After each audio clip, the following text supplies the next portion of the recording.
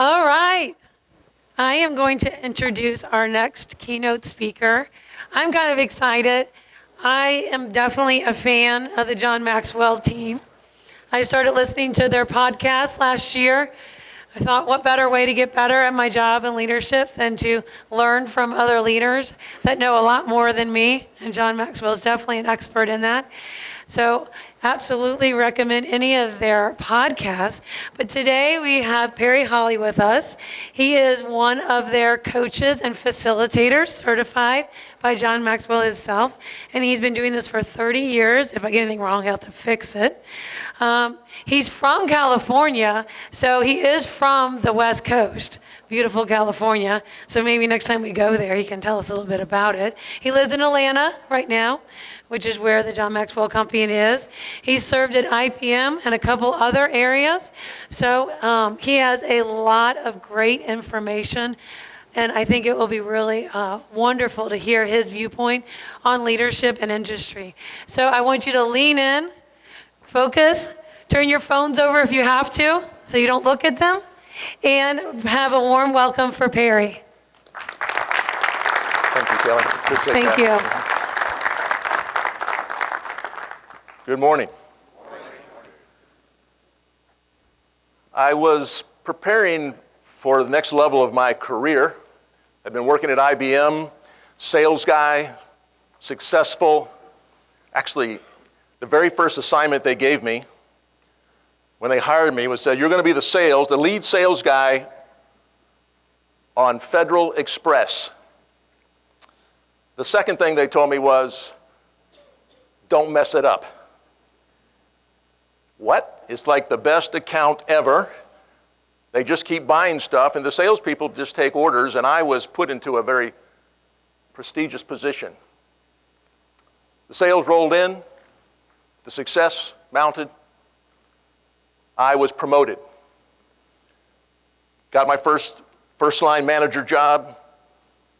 Back in the day, IBM would move you to all these different cities to get a new job. That's changed. They said IBM was I've been moved, is what it stood for. If you did it too much, it turned to I've been married, because that fell apart. They figured out, let's just leave you where you are, let you lead where you are. What I found at the time, through inadvertent conversation with my family, was that not everybody in my circle was as impressed with me as I was. I mean, come on. Award-winning, promoted sales executive. What I learned at the time was that the people that knew me least in my circle respected me most, and the people that knew me most respected me least. I'm almost embarrassed to even tell you that because it still hurts to think that I discovered that. I had a choice to make, and I began to think, well, what's that about? How did that happen? And about that time, one of my kids was a late teenager at the time, 18, 19, said to me, Dad, you might like this story. You might want to hear about this guy, Shackleton. Navy man, I'm sure. Shackleton was commissioned by royalty in London. If you don't know the story, I'll give you the highlights, but he was commissioned by royalty in the early 1900s to do an expedition to the South Pole, the Antarctic. And while it's a fascinating story, and if you haven't read it, I do recommend it, what captured my attention and began to put me on a course of change was the fact that he, in order to take this journey, needed a crew. And to get a crew, he placed an advertisement in the London daily paper. When I saw this advertisement, I was stunned. I'm going to show it to you. I'd like to read it to you. And I'm going to want a show of hands. Now, I'm a little nervous because you guys are already out there. You're in this space. I can imagine most of you would say yes, but I really want to know how many of you would sign up for this if you saw it in your local newspaper. Here's what Shackleton said. Men wanted, no women, please. Hazardous journey, small wages, bitter cold, long months, complete darkness. Some people have told me about right here, it starts feeling like their job now, but I'll skip that part. Constant danger, safe return, doubtful. Honor and recognition in case of success. All right, how many people are in? Show of hands. I got a couple of guys up here saying, I'm in. All right, hoorah. Yeah. Got that. I thought, what do you think the response to such a dire advertisement would be? Who would sign up for that when it's presented in that format? What you learn later is that hundreds of people found that irresistible, including women. That I'm in, let's go, let's do this. You say, how can this possibly be? And then I began to get the story and to understand and to learn a bit more about this. And actually the reason that people signed up is in the advertisement. It's 2 words. I'll circle it for you. Ernest Shackleton. This caused me to think about my own advertisement.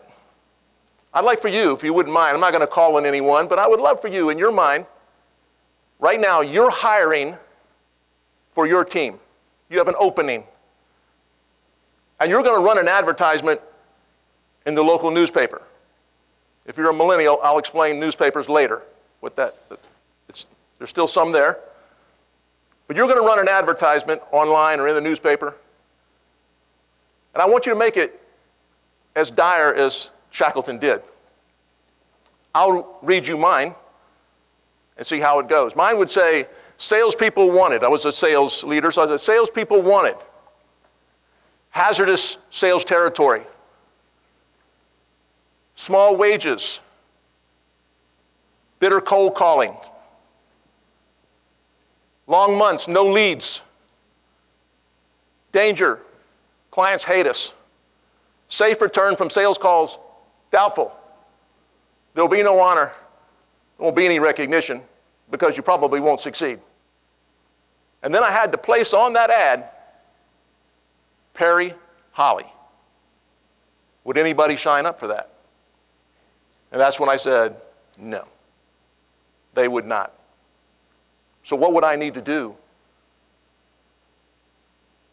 to get that reputation as a leader? Is there a way that I can do that? Can I learn that? So I began a journey that's led me through my career at IBM, but also into John Maxwell's world and being able to reach out and to help others through speaking, writing, and coaching. I'll just tell you that Shackleton did choose 27 men. They did take off for the Antarctic. They were trapped in the ice. The ship was crushed. Over 3 months, the ship finally disappeared beneath the ice. The ice came back together. Shackleton and the 27 men and 3 lifeboats and all their supplies were sitting on the ice. 3 lifeboats, but no water. And they sat there for 660 days. After 660 days, the ice parted, water appeared. They put the boats in the water and they sailed for a bit and found dry land. They were still 800 kilometers from safety across some of the worst seas on the planet. And then they fashioned one lifeboat they thought might be seaworthy, but someone had to go. Who would go? Shackleton, of course. It was death. There was no way you're going to take a lifeboat over these seas that far and survive, but everybody fought to go with Shackleton because of that reputation again. 3 men went with him. They did make the journey. They did land at an island with a whaling station, hired a ship, took 3 months, came back, and collected the men off the island.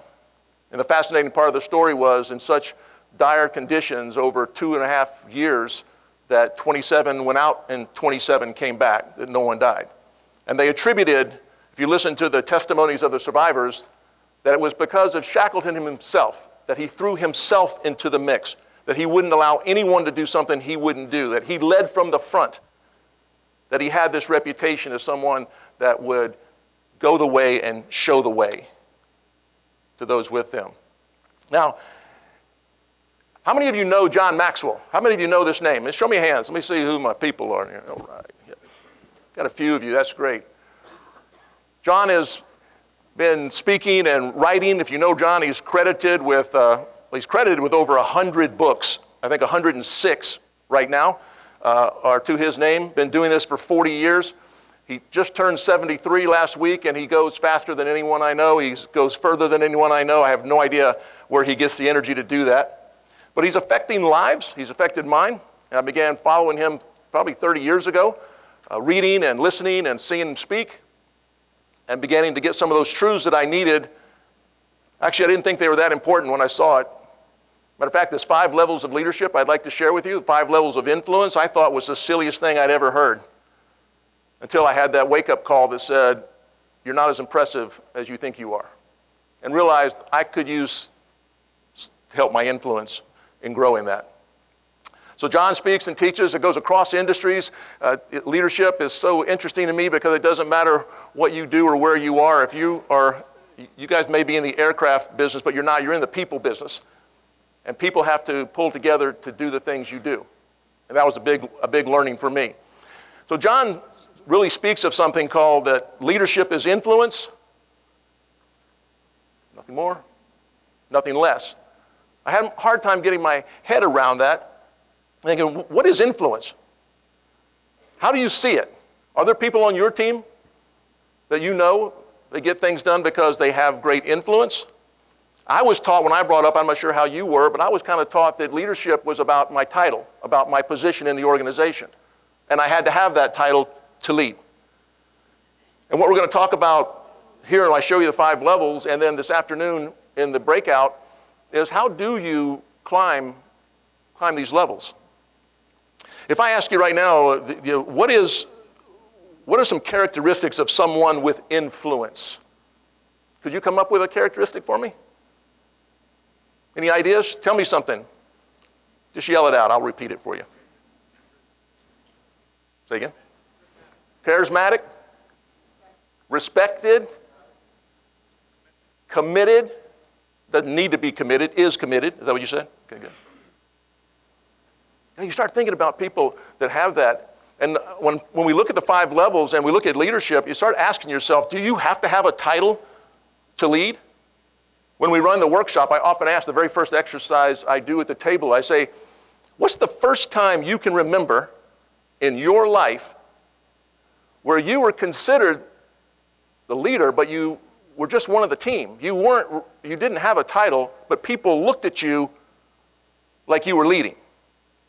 And I hear amazing stories of the Scouts or a sports team or a home club or something where people just look at you. And I say, what was it? It has to do with these characteristics that you just mentioned. And so when we look at the 5 levels, when I'm going to take you through the 5, it's really, and John called them 35 years ago when he developed it, was the 5 levels of influence. And then he determined that leadership is influence, nothing more, nothing less than it's the 5 levels of leadership. And we'll cover what those are.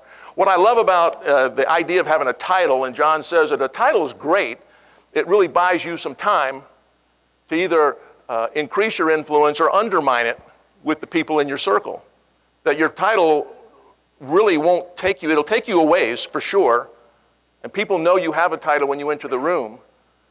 But what I'm learning is I was leaning so much on my title in those days that I didn't have the influence.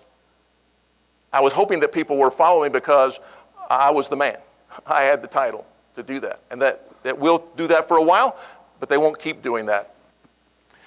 Another word that comes up a lot right now in corporate America, I've been talking to enough of you to know it's true everywhere, is this word engaged, employee engagement. And I would ask you, if we had a smaller group and I could really mix it up with you, is what is that? Would you know an engaged employee if you saw one? What are the characteristics of an engaged employee? They lean in, they're committed. What was it? Proactive. We were talking earlier that they act like an owner, not a hired hand. They're thinking, they're participating. There's a term in the engagement surveys, they call it discretionary effort. That you and we all come to work ready to give our effort, but we have some discretionary effort. You're paying me to be here for certain hours and to do certain things, but I could actually give more. I have some effort that I could give to you or hold back. You think about people on your team. I'll give you a model that I saw this picture, and if I could draw it on that wall, I would point to it every time we talk about this today, during our breakouts and during this time. And the picture is, keeping my boat theme going. Let me ask you before I show you the boat, what do you think? It says the engagement in the U.S., when employees rate themselves, what do you think the engagement level is? Which one of those? 18, 30? How many people think it's 63%? Yeah, no. It's 30%, and it's been just below that. It's actually cresting now at 30%. And I think that's a little terrifying if you're leading a team and thinking that people are holding back, they're not participating what they fully could. The question we always talk about is, when you're in this business, you realize self-awareness is such a key piece of being a great leader. How do you see yourself? And I'm thinking when they said that people rate themselves, this may be a little high because we always think that we're a little bit better than maybe we are. Here's my picture. I love this. It says, if you could think about your team, 10 people in a boat, surveys tell us that 3 of them, I'll put them in the 3 in the front of the boat, are rowing with you. You can just see them. They're watching you. They're rowing, doing great. 5 in the middle of the boat are sitting with the oar across their lap, watching the scenery go by. And 2 in the back are actively trying to sink the boat to do that. And that usually gets a smile when we think that way, until I always do this in the workshop. I say, okay, here's a little worksheet. Tell me about your team. Who are your rowers? Who are your watchers? And who are your sinkers? Now, most organizations, I have found, especially in these times, have figured out how to deal with sinkers. But a question I love to ask, and you can just do this means yes, this means no, and this means I don't know. Do you believe you could coach a sinker to be a rower? I saw a couple of really, come on, everybody play. Sinkers, rowers, I don't know. Okay, I got a new one for, I don't know. That was good. I may steal that from you. Here's what I've learned. And you have to know, I'm a performance coach. I totally believe in people. I believe everyone has potential. I believe I can even help you grow your potential. I think that we can do great things together, and I believe in you. But what I've learned over the 30 years plus of doing this is that there are people that don't want to, and it really comes down to not my belief in you, but how much energy, sometimes it's constrained as time and energy am I going to put into trying to convince someone to row when they want to sink. Now, I will tell you, sometimes people are not aware. I had a guy on my team definitely exhibiting, and I should tell you, the way that the surveys go, the 3 in the front, that's called actively engaged. So you can think what kind of traits those are, but they're rowing. The middle is called disengaged at some level, so that means that they could give it or take it. They don't care. They're watching. They'll row when you're watching, and they'll put the oar down when you're not. They're not always not rowing, but they've got other things. The 2 in the back, the title of that was, I didn't even know this existed. I couldn't imagine it did. It was called actively disengaged. Not just disengaged, actively disengaged. What in the world does that mean? You say, well, they're drilling holes in the boat. That means that they're not just disengaged. They don't just have a bad attitude. They want someone else to have a bad attitude too. They want to make you look bad. They want to go behind your back. They want to undo what you've done. They want to gossip and bring people into the mix. So my question was, can you coach this sinker to be a rower? And I totally believe in people, but I do realize it takes a lot of energy for that. But I had one person on my team totally being a sinker, making bad all over the place, and I called them in. I said, I need to talk to you about your attitude, and he just broke down. And I said, what's going on? Found out he had something else going on in his life. It was a health problem with his wife. He was totally devastated. He did not realize he was so upset that he had let me down, and he said, I'm so sorry, I didn't know that that was showing. I didn't mean, and he completely wanted to change. So for me, it was to find out why.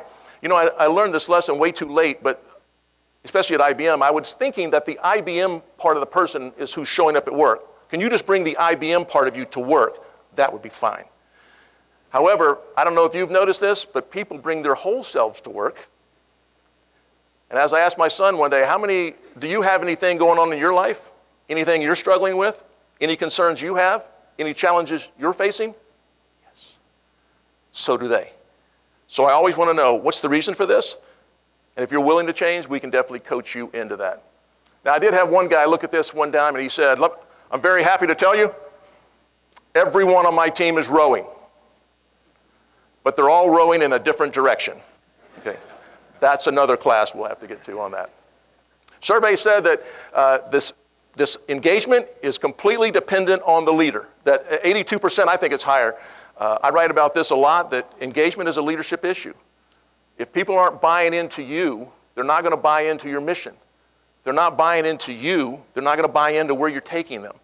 And so for me, this was big, is that it's directly related to the immediate supervisor. They said the 81% really talked, though the biggest factor was about trust. And you think, well, trust is definitely a game changer. When you have it, it's everything. If you don't, it's everything.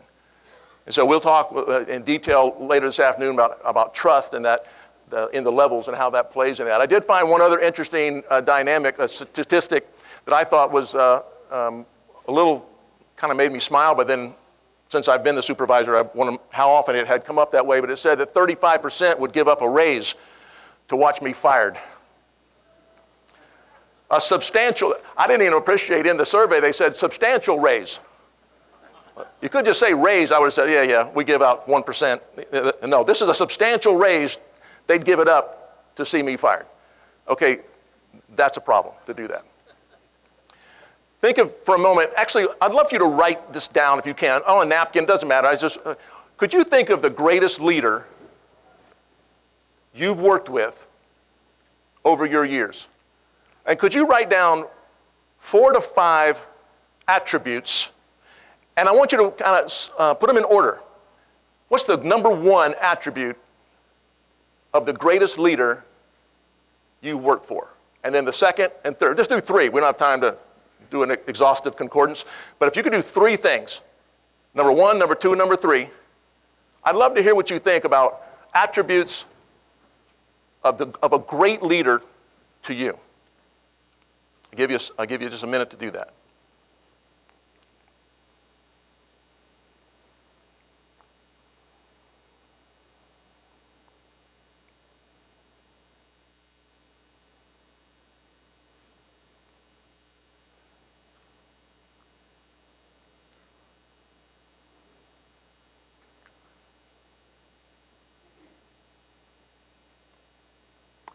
All right.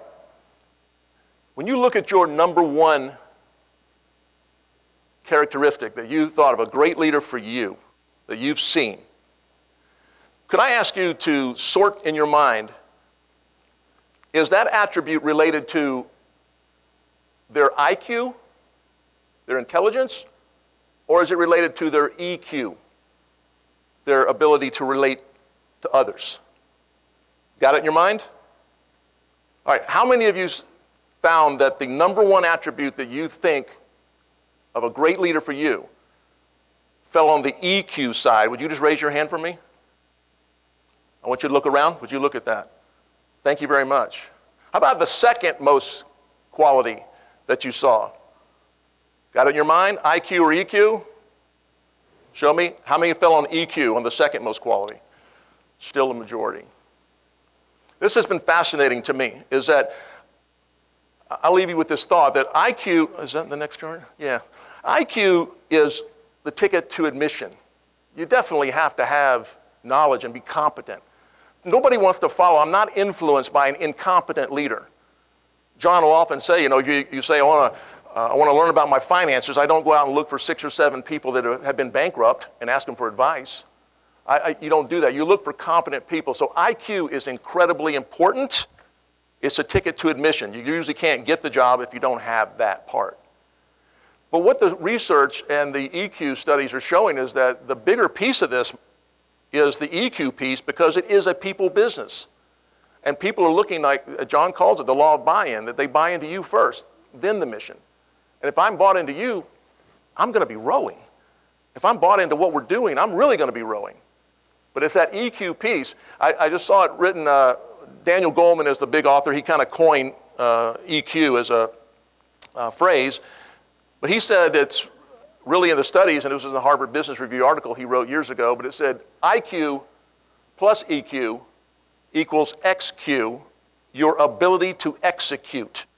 And then he did the study to say how much of it is EQ and IQ, and you know how the studies are, but it really came down to like 85% EQ, 15% IQ. But I found if I just reflected on my troubled times that I told you about earlier, I was so focused on my IQ, being competent in the job, having that title, being the boss, that I totally discounted the EQ side of that. So I'll just leave that with you to think, when we go through more of the 5 levels, where does that play? So let me share with these 5 levels and what those look like for you. You'll see that it is a ladder, if you will. I got a question. I was a little embarrassed that I didn't think of this earlier, but I've been doing this type of teaching for years. And someone finally asked me one day, let me go through this and I'll tell you what the question I got was. You'll see they all begin with a P. It's the way John writes, very simple, easy to remember. They all have a one-word attribute that starts with an R, and they all have a short sentence underneath to kind of give you a definition of what that is. So you'll see the very first one, we start at the bottom. It says position is the P word. The R word is rights. And the little sentence says people will follow you because they have to. Now, I should also tell you that on this 5 levels, there are 2 levels of the 5 that are awarded to you, given to you by the organization, and there are 3 that you have to earn from your team. And so the first level we just talked about now, and the top level, 5, are given to you. The 3 in the middle, 2, 3, and 4, are earned by you. So this level 1 position, I was always interested in why the word rights. Why did he pick rights as the R word there? And the essence of that is that I'm the boss. I have the right, based on my title, to tell you what to do. That's my right to do that. And you will follow me because you have to. I mentioned that I was on this FedEx account. I had some great success. I got promoted. We moved to a new city. I came in. I was so proud. It was my main goal, get promoted, be a first-line manager, lead a sales team. I felt like they had given me a badge that said boss. I actually came home to my wife. I said, I'm so proud. Honey, I finally got it. I am the boss. And she looked at me, and just with great pride in her eyes, and she said, at work. Yes, I am the boss at work. For sure, I am to do that. So if I ask you about this, what's the good news about level 1? Someone saw you had it. They saw something in you. It's a great compliment. You've been invited to the leadership table with a title. The bad news is, it's only going to take you so far.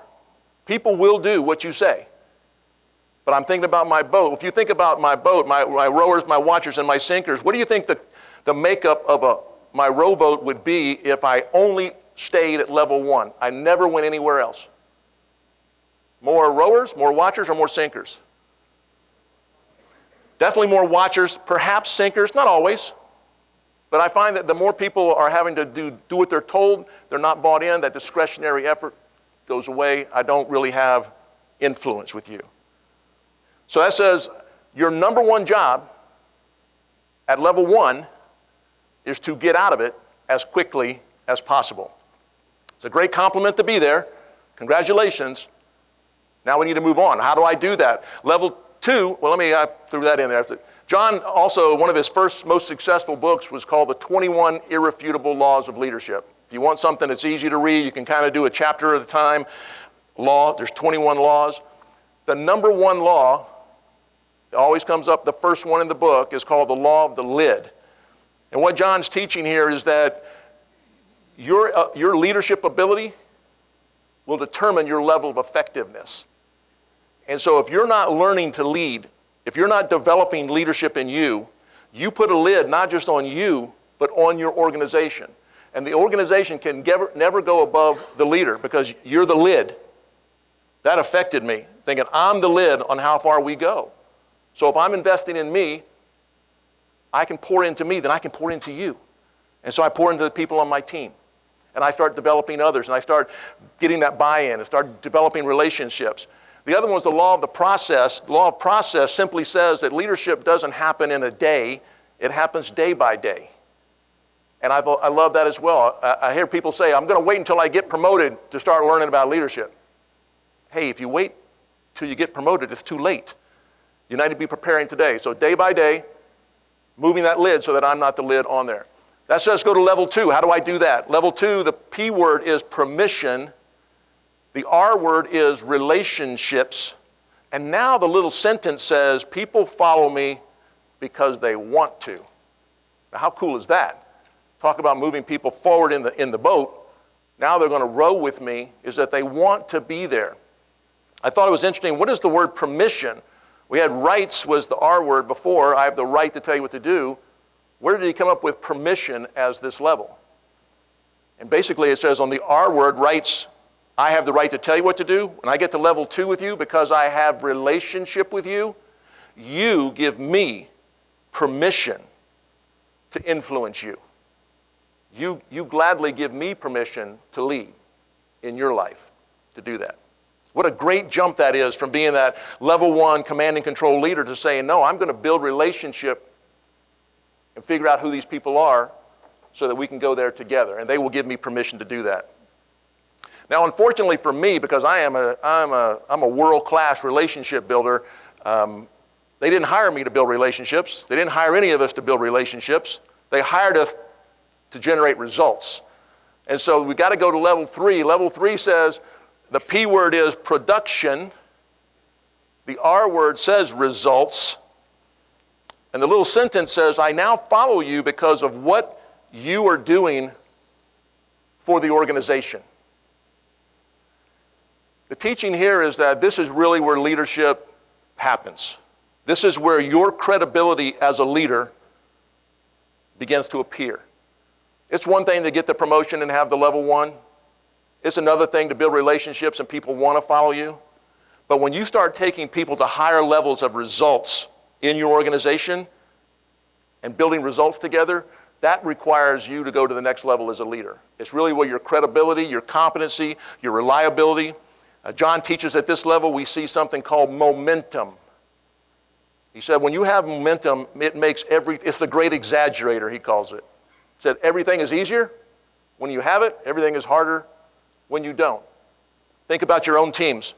When you're winning, you're having some success, you're building great relationships, you like each other on the team, you're having results, you're going forward, people are recognizing that momentum is just a positive churn. And it actually attracts other talent. People will actually say, I want to be on that team. You probably have seen that. I hope it's your team that you've seen doing that. People want to be a part of it because we're making a difference together. Well, that takes us up to level 4. Now, level 4 is interesting because it says, I've been producing results. I've got good relationships, producing results, good relationships. Over time, you're going to recognize, hopefully, on your team, some people who aspire to be leaders and you think would make great leaders themselves. You've seen something in them during this producing results relationship stages. And so you determine, and the P is here says people development. The R word says reproduction. And the little sentence says, I will follow you now because of what you're doing for me personally. You're investing in me. Now, the reason I say it's probably going to be a portion, I hope that it's everybody on your team, but there's some good news, bad news there. To be a level 4 leader, to invest in someone, requires time and effort from you. And so if you had 10 people on your team in your boat and you wanted to develop all of them, that's a lot of time to do that. But if you're like me, I found that not everybody wants to be in leadership. Not everybody aspires to that. But this is such an important, matter of fact, John's latest book that just came out, it says The Leader's Greatest Return is the title of the book. He wrote a book 20 years ago called Developing the Leaders Around You, about taking other people, developing a leadership culture, and developing other leaders in your organization. And they asked him to rewrite, to update it to a 2.0 version. And he said the rules of that is you have to change at least 25% of the content to get the 2.0 classification. So after 20 years, he opened the book to start rewriting, and he said, this is trash.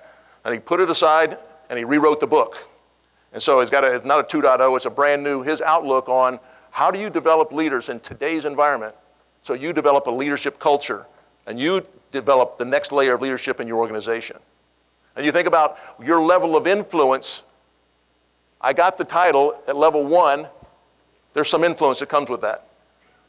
But I increased my influence by viewing you as a person, as a human, and I began to learn about you and develop a relationship with you.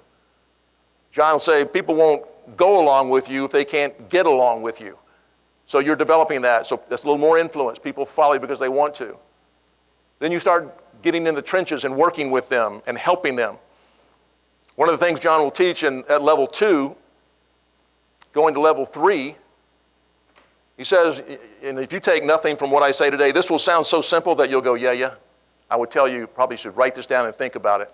He said there's 3 questions that every follower is asking about you. And by the way, I didn't mention this early, but what I've learned about these things is this may sound like a business lesson. This is a life lesson. Because you're not just influencing at work, you're influencing at home. You're influencing in your community, in your church, in your HOA, at your club meetings, at the golf course. You're influencing everywhere you go, whether you know it or not.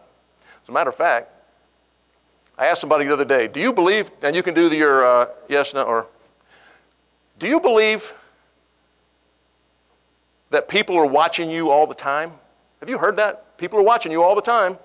Do you believe that? They are. Here's the question I never asked when I'd ask that question. Yeah, I believe people are watching me all the time. What are they watching for? What do you think they're watching for? So when you get underneath that, you'll realize that people are watching for your actions. Do they match your talk? They're really watching for your reactions. Big word there is, are you consistent? I worked for a sales leader once that would, if we got a sale, he'd ring the bell and run through the office and pound his chest and whoop it up and make a big deal. And when we lost the sale, he would go into a vulgar display of anger and shaming publicly of people in the office. You found that when people would come into the office in the morning, they would determine, what's the temperature? One of the people that sat along the wall where his office was developed a system. And we would come in the morning, and if the red coffee cup was on the table, we left. If the green coffee cup was on the table, okay. What do you think his boat looked like? A lot of oars across the lap, waiting to see what kind of day it's going to be. People are watching you all the time, and they're trying to determine, are you consistent? Do you walk the talk? Are you believable? Do you care about me? And let me tell you the 3 questions. I didn't give you those. The 3 questions are, number 1, can you help me? Number 2, do you care about me? And number 3, can I trust you? Can you help me? Do you care about me? And can I trust you? If the answer to those three are yes, you're well on your way to having a boat full of rowers. Of course, if any of them are no, you've got some work to do, but if the trust one is no, you have a lot of work to do. So generally in the workshop, we would find out, what do you do that helps your team? Are you hands-on? Do you get involved with them? Do you help them be successful? There's lots of things around help. The issues around care are even more complex, because one thing I've learned is that people receive care differently from each other. I had a guy that we were consultants together, worked for the same boss. I get a phone call while he and I are on a job together. I get the phone call. We're sitting at the table. I say, it's the boss. Boss says, Perry, just want to let you know I got a report, some stuff you did. You're doing good work. You're highly valued, and you're very relevant to what we're doing. Thank you. Hung up. I'm looking for a wall that I can run through. I am that pumped up. I'm thinking that is what I want to know. Really shows that he cares about me as a person. He values me. So I turned to my friend Jim. I said, don't you love it when the boss calls and tells you that you're doing great work, you're high value, and you're relevant? And Jim says, no, I hate that. If he doesn't call, I know I'm doing good work, I'm valued, and I'm relevant. And I thought two things. One, this guy's an idiot. And two, my poor boss. He thinks he's connecting and showing value and caring for me, but Jim is reading it completely different. Woke me up to the fact that as a leader, people receive care differently. And you show care mainly the way that you feel it. So the way you can get from that one, I love for you affirm me, give me affirming words. So I'm the biggest encourager you ever met. I'm walking around telling people, hey, appreciate what you're doing. You're making a difference. Hey, keep it up. And some people go, why does he do that? Doesn't mean anything to some people. Some people want quality time with the leader. That shows you care about me because you invite me in to see you, and I get quality one-on-one time with you. I have to tell you, when you look at the types of care, that is the one I hate the most. They were always calling me at IBM, you want to come up to New York? You want to come up and talk to the big people? No. Well, you should come up and hang out with the important people. I go, no. You really need to get up here and do that. I don't want to do that. It doesn't mean anything to me. But then I found out there were people working for me that meant a lot to, and I was ignoring it because I thought it was stupid for me. So when you open your eyes to what shows care, how do you help? And then trust. How do you build it? How do you break it? And I will tell you, for most of us, you're not lying, you're not cheating, you're not stealing. It's not those big things. It's the small, seemingly unimportant things that will tell somebody they can't trust you, or they question the trust they have in you. So we'll talk more about that this afternoon. The last one, level 5, is called pinnacle. It's the top. The R word there is respect. And the sentence says, I follow you because of who you are, because of what you represent. I think if you thought back to some of your top leaders that I asked you about, were the best leaders in your life, maybe some of those are that to you. You cannot call yourself a level 5. As I said, this is awarded to you by the people in your circle. But I find this something for me is something to aspire to. What does it take to become a level 5 leader in someone's life? I will tell you, to have that level of influence, respect for who you are as a human, starts with building relationships, pursuing results together, investing in them. More results, investing in them. More results, investing in them. And then people will then be attracted to you for that level of influence you have at the very highest level of being a level 5 leader. I think John Maxwell is that to me.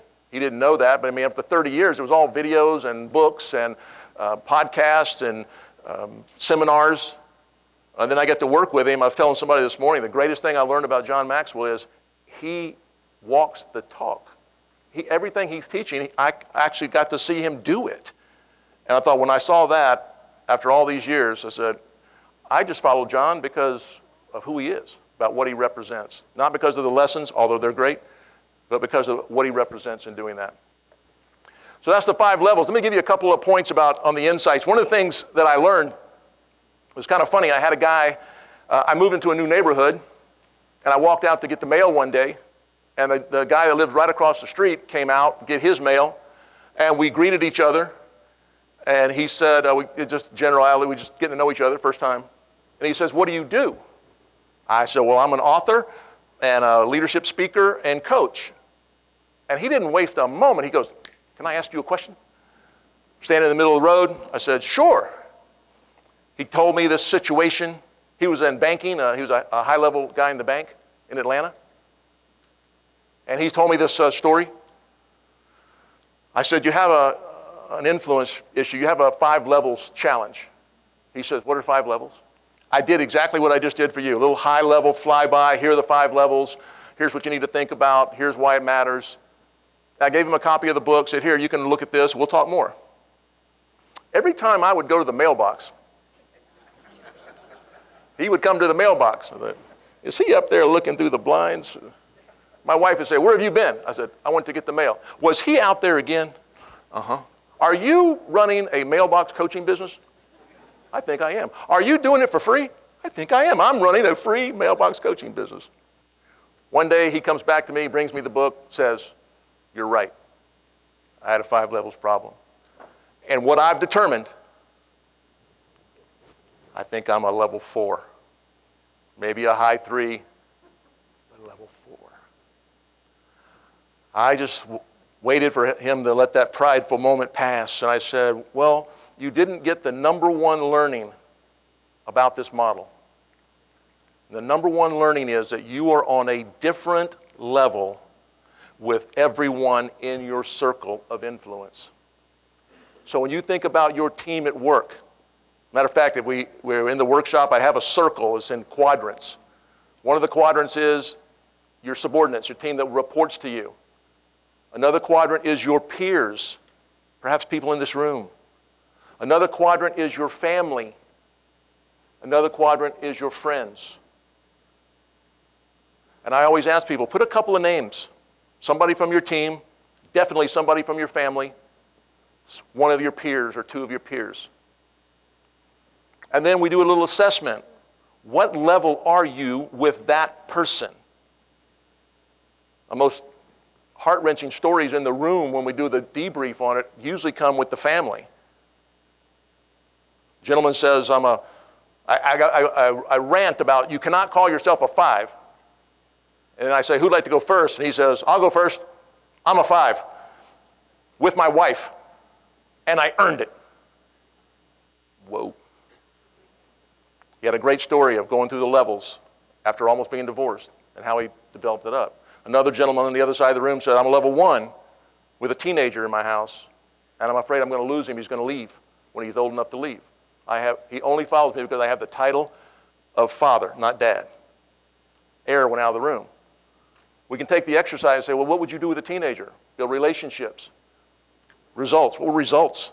Oh, level 3 was the kid always wanted to camp. We'll produce camping results. Fantastic. What's the next level? Developing people. How do you develop him?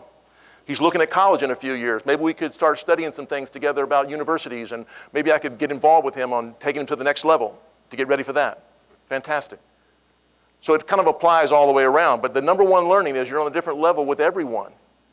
And the key to the 5 levels, and what we'll talk about more this afternoon, is once I know I'm a level 1 with you, what are the actions to get to level 2? If I know I'm a level 2 with you, what are the actions to get to level 3? And I love this because it's a language of leadership. This whole model, if you had it in your organization, you would talk to people this way. Are there times when you need to be level 1? We actually joke about that. Don't make me go level 1 on you. It's that we know what that means. I want to lean on our relationship, but we have an urgent thing that needs to happen. And we start to talk about that. A couple other things was you may climb the levels, but you never leave the previous level behind. So while you're number 2 building relationships, you still are the boss. You still have the title. And after you start having relationships and you get to level 3, you still, this is kind of funny to me. I mentioned that I'm a world-class relationship type person. Matter of fact, let me ask you this. In the room, if I decide there's 2 types of people in the world, you have to be both.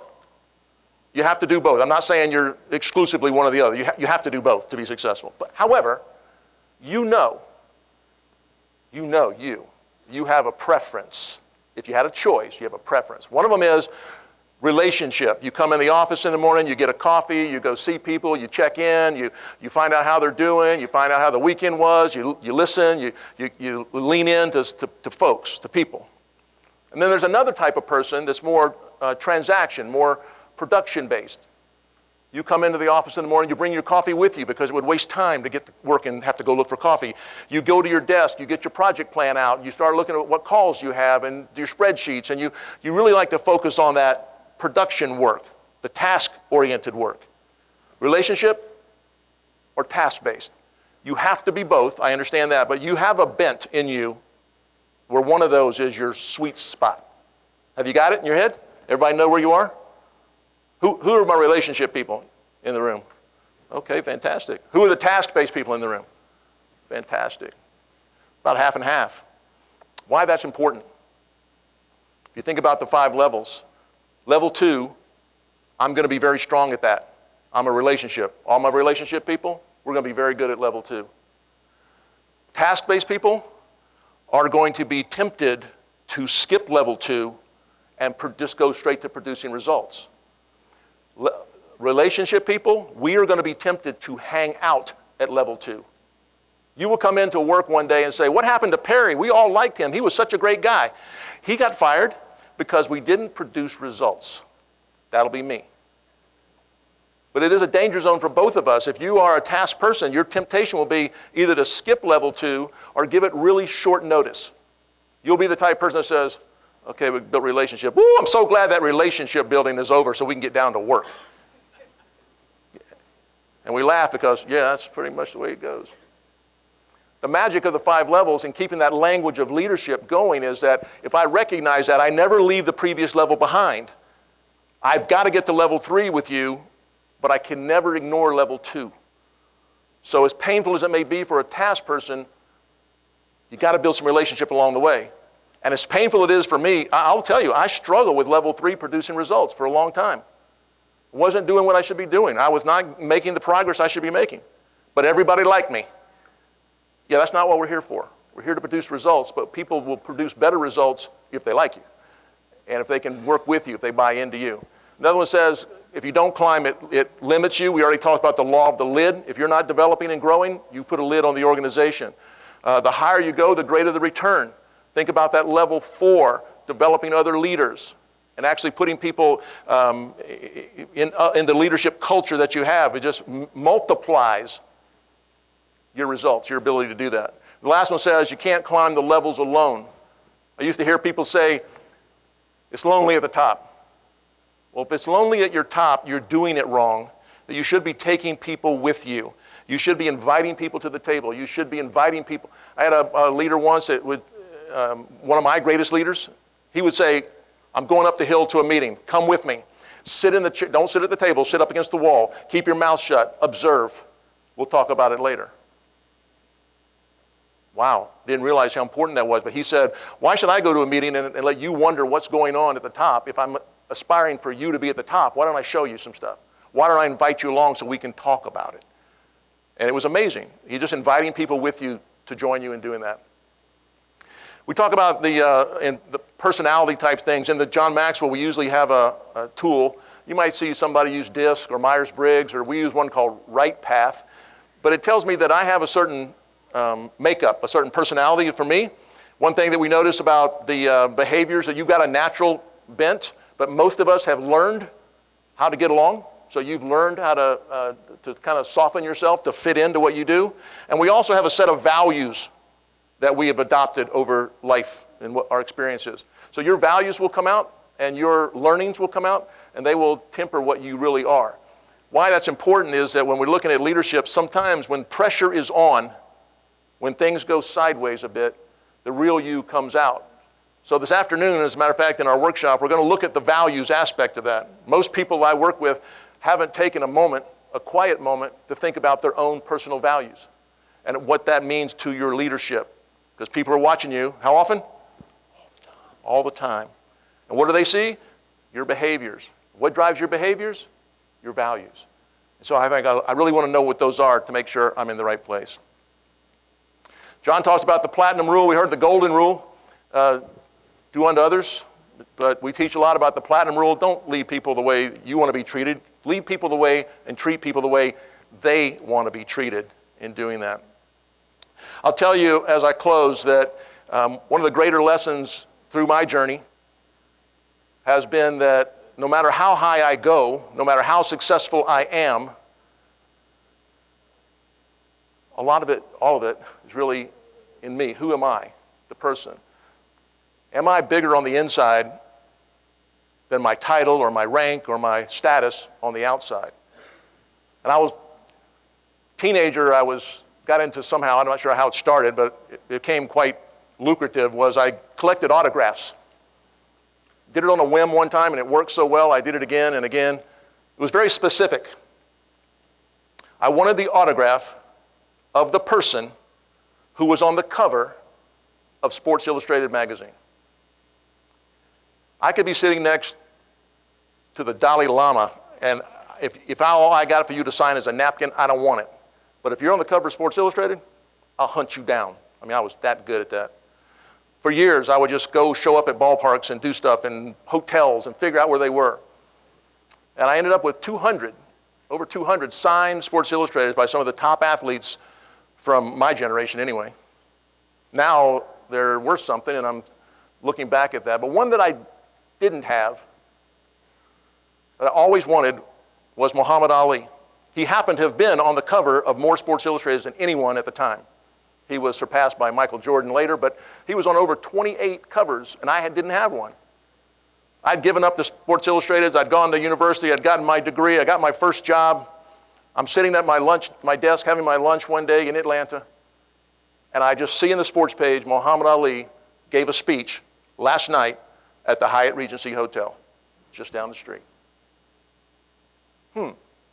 I flash back to all those autographs hunting and how I always wanted that. Well, I don't do that anymore. I'm a businessman now. Can't be doing autographs, can I? I picked up the phone and called the hotel. I said, I wonder if he's still here. So I called the Hyatt Regency. They answered the phone. I said, do you have a Muhammad Ali registered there? See, I had been teaching cold calling in my sales life. I thought, this is just a cold call. I mean, the answer is already no, right? I mean, might as well just go for it. She said, yes. Would you like me to ring his room? Now, the people at my desk, we had 3 people that were eating. We were eating lunch around the table together, and they go, stop it, you're lying. I said, shut up, I'm about to talk to the champ. I said, well, yes, I would. Click, it rings twice, and he answered the phone. You know that voice. He answered the phone. And I said, Mr. Ali, I'm Perry Holley. I'm a big fan. I'm nearby. I'd love to meet you, shake your hand, and get your autograph. As I anxiously awaited the dial tone to return to my ear, Muhammad Ali said, what time is it now? I said, 1 o'clock. And he said, I've got to go to a press conference. I'll be back here at 3. If you can be here then, I'd love to meet you. Now the people around my desk are screaming, you're a liar, you're a liar. I am not lying. My boss comes in, he goes, what's going on? Perry's talking to Muhammad Ali. What? I hung up the phone. My boss said, is that real? I go, yeah, it's real. He goes, go. Went home, grabbed the magazines that I had. I didn't have that many. I only had 4. Made it to the Hyatt Regency, 2:30-ish. He's coming in, introduced myself, invites me to his room. There's a group of people, but the mayor's office and all these important people, they kind of fizzle away, and it's just me, Ali, and one of his managers. He sat down and invited me to sit on the sofa, big suite, sit on the sofa. And he signed the cover, and then he opened it. And he looked at the fight pictures, told a story, made a laugh. There was one, he flipped the page, and there was the manager that was in the room, was waving a towel in the picture. And he goes, hey, that's me. And Ali said, it is, sign it. I go, yeah, sign it. He signs it. The last cover, the third magazine, fourth magazine was, you may have seen it, he's slumped in the corner, rolls of fat, and they're making like it's over for him, he's never going to fight again type thing. It was a kind of derogatory cover. The manager said, I wouldn't sign that. We got beat that night. Muhammad Ali looked at me and he knew I was going, shut up. I just let you sign my magazine and now you're killing me. I didn't say anything. He says, Ali said, yeah, but we made $20 million. He goes, you're right, sign it. And I stepped out of my body, went up into that corner of the room and went, ah! And then I came back down and thought, what in the world is going on here? Said thank you, left. Didn't need the elevator, just walked off the balcony, 27 floors. I floated to the, I was thinking, what in the? I put those away. I had a great story. I wrote it down because I couldn't believe it. Some 20 years later, Muhammad Ali passes away just a few years ago. My wife said, you should publish that story. So I wrote it on my website, and I got a lot of comments about it. The reason I tell it to you today, as I close, is that leadership is an amazing thing. I mean, people will look at you, and they will associate things to you and assign status to you. But if you're not bigger on the inside than you are on the outside, you're going to crumble eventually because people will not buy in to all that outside stuff. They want to work with and for good people and caring people and want to help me. You care for me and you build trust with me. Muhammad Ali, I've told that story in 48 countries. Not one time in one country, in one audience, has anyone not known that name. Yet he treated me, a 24-year-old nothing, could have flicked me like a bug, treated me with respect, and gave me 12 minutes that he did not have to give me. And all these years later, you're thinking, as big as he was on the outside, and it was huge, he was even bigger on the inside as a man. And that lesson is something I want to take with me and every team I work with. I know you want to think I'm important because I'm the boss, but it's us. It's the team. And all of us is smarter than one of us. And I need you to be thinking like an owner, not a hired hand. I need you to be bought in and helping us take this to the next level. And when I think about that, I think, I can always give a little more, be a little more humble, invite people to the table in doing that. I've really enjoyed being with you, spending part of your meeting with you. I've heard and been working with Kelly and the team, and your reputation far precedes you on the work that you're doing for this country and for the ships that you service. I'm in awe. But it's been great to be with you. I'll be here for the workshops this afternoon. I hope you'll come see me and say hello. Thank you very much. Thank you.